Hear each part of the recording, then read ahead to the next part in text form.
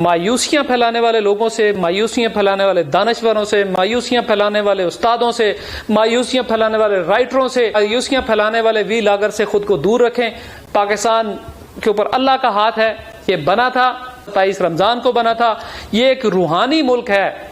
یہ جو آپ کو کچھ لوگ ہر وقت یہ بتاتے رہتے ہیں کہ ہم لٹ گئے، پٹ گئے، یہ ہو گیا، وہ ہو گیا، پاکستان جو ہے نا وہ دنیا کے ممالک میں اس کی کوئی پہچان نہیں ہے، یہ لوگ وہ پیسمسٹ ہیں، یہ ہمیشہ آپ کو تصویر کا نیگیٹو رخ دکھاتے ہیں۔ کوئی ایک مسئلہ آپ مجھے نہیں بتا سکتے جو پاکستان میں ہو اور کسی دوسرے ملک میں نہ ہو۔ کرپشن اگر ہمارے ہاں تو بھارت میں بھی ہے، بنگلہ دیش میں بھی ہے۔ ریلیجس ایکسٹریمزم کی بات کریں، ہمارے ہاں بھی ہے، افغانستان میں بھی ہے، انڈیا میں بھی ہے، بنگلہ دیش میں بھی ہے۔ یقین کریں ہم غریب ہونے کے باوجود ہمارے غریب کا معیار ہندوستان کے، نیپال کے، بنگلہ دیش کے غریب سے کہیں زیادہ بہتر ہے۔ میں کہنا یہ چاہتا ہوں کہ بحیثیت قوم ہم نے الحمدللہ 75 سال بڑی کامیابی سے گزارے ہیں۔ بسم اللہ الرحمن الرحیم۔ ناظرین، آپ کا میزبان عبداللہ خان حاضر ہے ایک اور ویلاگ کے ساتھ۔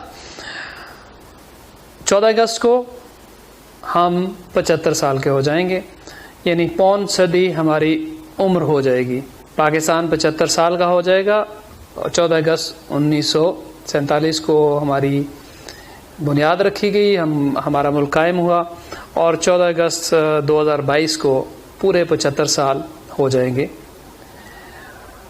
سوال یہ پیدا ہوتا ہے کہ کیا ہماری عمر 75 سال ہے بحیثیت قوم،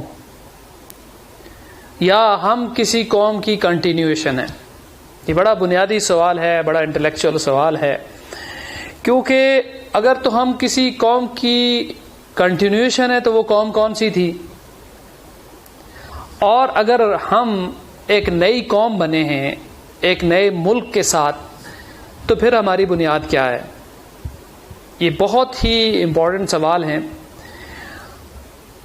فار دا ٹائم بینگ اگر اس مفروضے کو مان لیں کہ ہم ایک نئی قوم بنے 1947 میں، ایک ملک بنا اور ایک ملک کے ساتھ پاکستانی ایک قوم بنی، اور پھر اگر ہم پیچھے مڑ کے دیکھتے ہیں تو 75 سال ہمارے بڑے کامیابی کے سال ہیں۔ ہم نے بہت زیادہ چیزیں اچیو کی ہیں۔ ایک ایسا ملک جو ہمارے وجود کا دشمن تھا، جس کو لگتا تھا اور آج تک لگتا ہے کہ ہم اس سے ہمیں الگ نہیں ہونا چاہیے تھا، ہم اس کا حصہ تھے، اور ہندوستان ایک ملک تھا اور پاکستان کو اس کا حصہ رہنا چاہیے تھا۔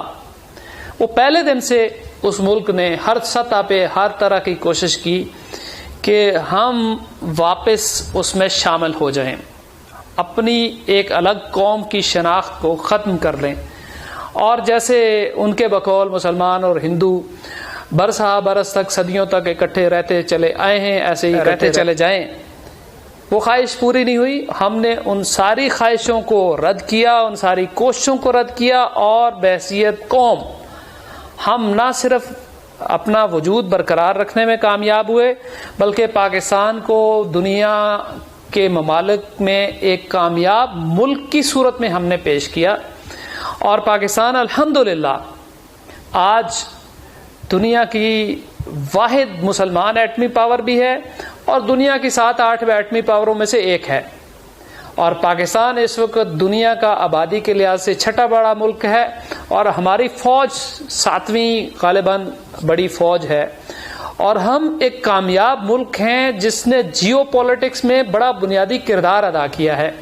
یہ پاکستان کا کردار تھا کہ چین کو امریکہ کے قریب لانے میں ہم نے بڑا بنیادی کردار ادا کیا۔ چین کی آج جو ترقی آپ دیکھ رہے ہیں، اس ترقی میں ہم نے بہت بڑا کردار ادا کیا۔ مشرق وسطیٰ کے بہت سارے ممالک، ان کو اٹھنے میں ہم نے اس وقت مدد کی جس وقت وہ کچھ بھی نہیں تھے۔ یہ اس وقت ایمریٹس جو دنیا کی سب سے بڑی ایئر لائن بنی ہوئی ہے، یہ ایئر لائن بنانے میں ہمارے پی آئی اے نے کردار ادا کیا۔ ایک وقت تھا کہ دنیا پی آئی اے سے سفر کرنے میں فخر محسوس کرتی تھی۔ ہم نے مراکش کی، تیونس کی آزادی میں کردار ادا کیا۔ فلسطین کے معاملے میں ہم نے ہمیشہ بڑا بنیادی کردار ادا کیا۔ ہم دنیا کے ایک مؤثر ملک کی حیثیت سے الحمدللہ ابھرے، اور 75 سال ہم نے گزارے۔ یہ جو آپ کو کچھ لوگ ہر وقت یہ بتاتے رہتے ہیں کہ ہم لٹ گئے، پٹ گئے، یہ ہو گیا، وہ ہو گیا، پاکستان جو ہے نا وہ دنیا کے ممالک میں اس کی کوئی پہچان نہیں ہے، ان لوگوں کی باتوں میں نہ آیا کریں.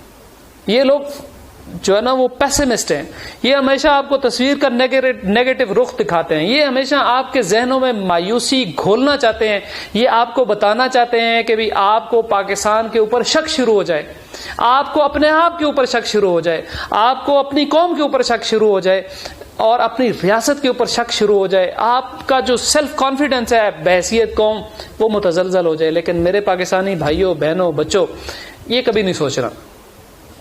یاد رکھیں، کوئی ایک مسئلہ آپ مجھے نہیں بتا سکتے جو پاکستان میں ہو اور کسی دوسرے ملک میں نہ ہو. ہمارے اڑوس پڑوس کے سارے ملکوں میں وہ سارے مسئلے ہیں جو یہاں پہ ہمارے یہاں بھی ہیں. کرپشن اگر ہمارے یہاں تو بھارت میں بھی ہے، بنگلہ دیش میں بھی ہے. اگر ریلیجس ایکسٹریمزم کی بات کریں ہمارے یہاں بھی ہے، افغانستان میں بھی ہے، انڈیا میں بھی ہے، بنگلہ دیش میں بھی ہے. کون سا ملک ہے؟ سری لنکا میں بھی ہے. کہاں پہ نہیں ہے بھائی؟ کوئی پرابلم آپ اٹھائیں. آپ پاورٹی کی بات کرتے ہیں، اکنامک ڈاؤن فال کی بات کرتے ہیں. یقین کریں ہم غریب ہونے کے باوجود ہمارے غریب کا معیار ہندوستان کے، نیپال کے، بنگلہ دیش کے غریب سے کہیں زیادہ بہتر ہے. ہندوستان میں تو لوگوں کو یہ جو ان کا نارتھ ایسٹ ہے وہاں 80% لوگ خط غربت سے نیچے زندگی گزار رہے ہیں. انڈیا نے پاورٹی لائن کی تعریف ہی بدل دی تاکہ انٹرنیشنل پاورٹی لائن اگر جو ہے انڈیا اپلائی کرتا ہے تو اس کی آبادی کا بہت بڑا حصہ پاورٹی لائن سے نیچے زندگی گزارنے پہ مجبور نظر آتا ہے. باوجود اس کے کہ وہ $500 ارب کی اکانومی اور ہم جو ہے نا وہ ہم تو 15-16 ارب 20 ارب جو ہے نا وہ اس کے ارد گرد گھومتے پھرتے رہتے ہیں. اس کے باوجود ہم پاکستانیوں کا لیونگ سٹینڈرڈ ساؤتھ ایشیا کے ہر ملک سے بہتر ہے. اور یہ میں اتھارٹی کے ساتھ کہہ سکتا ہوں. یہ وہ اکنامک انڈیکیٹرز کو نہ دیکھیں جو آپ کو نظر آ رہے ہوتے ہیں کہ جناب وہ اس کی گروتھ اتنی ہو گئی اور اس نے اتنا بڑا اس نے تیر مار لیا. اپنے لیونگ سٹینڈرڈ کو پاکستانی دیکھیں، کمپیئر کریں انڈینز کے لیونگ سٹینڈرڈ کے ساتھ. جو کام پاکستانی اس گلف میں کرتے ہیں، جو انڈینز کرتے ہیں، جو بنگلہ دیشی کرتے ہیں، پاکستانی نہیں کرتے ہیں. وہ ہر قسم کا کام کرنے پہ تیار ہو جاتے ہیں. پاکستانیوں نے وہاں پہ بھی اپنا ایک سٹینڈرڈ رکھا، حالانکہ پاکستانی آپ کو پتا ہے کوئی 30 لاکھ کے قریب مشرق وسطی میں پاکستانی. یہ لمبی بحث ہے. میں کہنا یہ چاہتا ہوں کہ بحیثیت قوم ہم نے الحمدللہ 75 سال بڑی کامیابی سے گزارے ہیں. ہم نے سفر طے کیا ہے، اوپر کی طرف کیا ہے، اتنی مشکلات کے باوجود کہ آپ کا مخالف انڈیا اس نے پوری کوشش کی کہ وہ آپ کو پنپنے ہی نہ دے، آپ کی کومپل کو پھوٹنے ہی نہ دے. آپ دیکھ لیں، آپ 1955 تک ڈومینین رہے، برطانیہ نے آپ کے اوپر اپنا تسلط 1955 میں ختم کیا. اس نے کشمیر آپ کے گلے میں ڈالا، کشمیر آپ سے الگ کیا، مسئلہ کشمیر رہا. یہاں ہر جگہ پہ مسائل کی جو بارودی سرنگیں برطانیہ لگا کے گیا، ہم نے ان کو اوورکم کیا، ہم آگے بڑھے.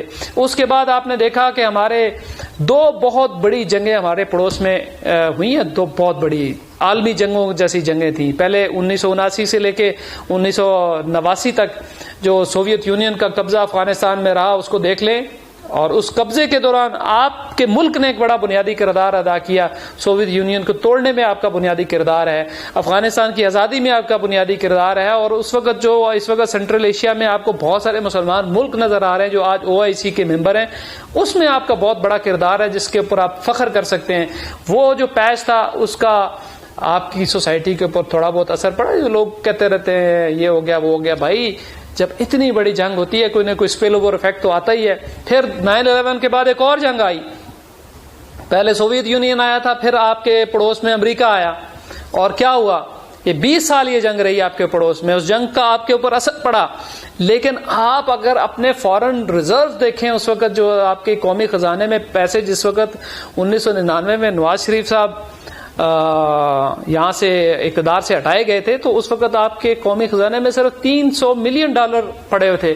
اور 2008 میں جب پرویز مشرف کو اقتدار سے الگ کیا گیا تو $15 ارب اس وقت آپ کے قومی خزانے میں پڑے تھے. یہ مانا کہ آپ کو بہت لاس ہوا ہے اس جنگ کے دوران، انسانی لاس بھی ہوا ہے، آپ کو مالی لاس بھی ہوا ہے، لیکن اس کے ساتھ ساتھ آپ نے اپنے ملک کو انٹیکٹ رکھا. جنرل حمید گل کی وہ بات ہمیشہ ذہن میں رکھیں. وہ کہا کرتے تھے کہ افغانستان بہانہ ہے، پاکستان نشانہ ہے.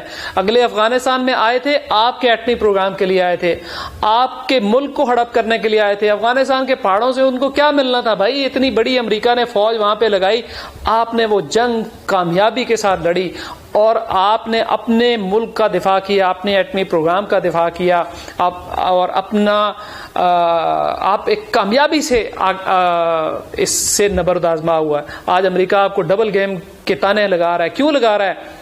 کیونکہ اس کو پتا تھا وہ آیا کس نیت سے تھا اور آپ نے اس کے ساتھ کیا کیا. یہ بہت بڑی کامیابی ہے جو آپ نے ابھی سمیٹی ہے. لیکن کچھ لوگ آپ کو اس کامیابی کو بھی چیرش کرنے نہیں دیں گے. وہ آپ کو یہ کہیں گے کہ نہیں جناب اس میں آپ کا کون سا کمال ہے، آپ نے تو جناب یہ کیا وہ کیا.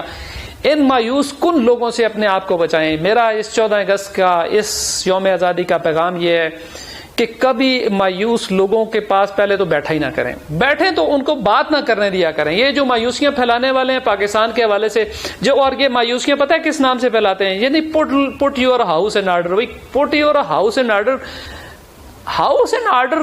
آپ اپنے گھر کی بات مجھے بتاتے ہو کہ آپ کے گھر میں آپ کی بیوی کے ساتھ، آپ کے بچوں کے ساتھ، آپ بچوں کے آپس میں کیا لڑائیاں ہوتی ہیں؟ وہ اپنے گھر کی بات تو آپ باہر نہیں کرتے ہو، وہ اپنا ہاؤس اینڈ آرڈر اندر رکھ کے کرتے ہو. یہاں چوکوں میں آپ پاکستان کے کپڑے دھونا چاہتے ہو، پوری دنیا کے سامنے آپ پوٹ یور ہاؤس اینڈ آرڈر کے نعرے لگاتے ہو. پالیسی میکرز کا کام ہے، جو لوگ میٹر کرتے ہیں وہاں پہ یہ بات کرنے والی ہے کہ پوٹ یور ہاؤس اینڈ آرڈر.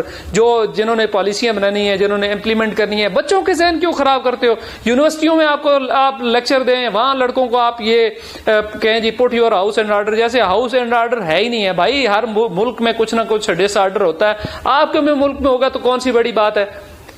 اور یہ جو دوسری بات یہ ہے، سیلف انٹروسپیکشن ہونے چاہیے. بھائی سیلف انٹروسپیکشن بھی ہونا چاہیے، ہاؤس اینڈ آرڈر بھی ہونا چاہیے کہ تو کچھ اور بھی ہوگا کہ نہیں. اور پہلے تو اپنے نوجوانوں کو یہ بتائیں کہ بھئی ہم ایک کامیاب قوم ہیں. پہلے تو اپنے نوجوانوں کو بتائیں کہ ہم نے دنیا میں ڈیلیور کیا ہے، ہم دنیا کی ٹاپ کی قوموں میں ہیں، ہم جیو اسٹریٹجک لوکیشن کے اعتبار سے کامیاب جگہ پہ موجود ہیں، ہم ایک مضبوط ملک ہیں، ایک مضبوط فوج ہے ہمارے پاس. ہم نے دنیا کے سارے جو ہمارے خلاف ہونے والی سازشیں تھیں ان کو ناکام بنا کے اپنے آپ کو کامیابی سے آگے لے کے گئے ہیں. جب آپ جنگ کے ماحول میں ہوتے ہیں تو کچھ نہ کچھ خراشیں تو آ ہی جاتی ہیں. تو کیا فرق پڑا کو کچھ خراشیں آ گئی تو اس لیے آج کا 14 اگست کا پیغام میرا یاد رکھیں کہ یہ مایوسیاں پھیلانے والے لوگوں سے، مایوسیاں پھیلانے والے دانشوروں سے، مایوسیاں پھیلانے والے استادوں سے، مایوسیاں پھیلانے والے رائٹروں سے اور مایوسیاں پھیلانے والے وی لاگر سے خود کو دور رکھیں. پاکستان کے اوپر اللہ کا ہاتھ ہے. یہ بنا تھا اور اللہ تعالیٰ کی مدد سے بنا تھا. 27 رمضان کو بنا تھا. یہ ایک روحانی ملک ہے اور اس کا اللہ نے دفاع کرنا ہے. یہ دنیا میں اپنا کردار ادا کرتا رہے گا، کسی کو پسند آئے یا نہ آئے. اس پیغام کے ساتھ میں آپ سے اجازت چاہتا ہوں. پاکستان زندہ باد.